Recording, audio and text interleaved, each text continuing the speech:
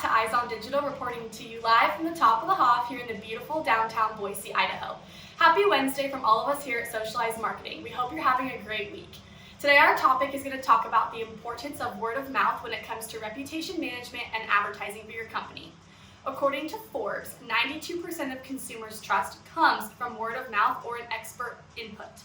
This is because without knowing your brand or you, people are more inclined to trust voices that they already know and rely on to guide them in uncertain waters. Without building that trust with your audience, your brand could struggle or even fail before you get the chance to get started. For more information on public relations, reputation management, and advertising, make sure you check out all of our social media platforms or go check out our PR page at getsocialized.com. Have a great rest of your week.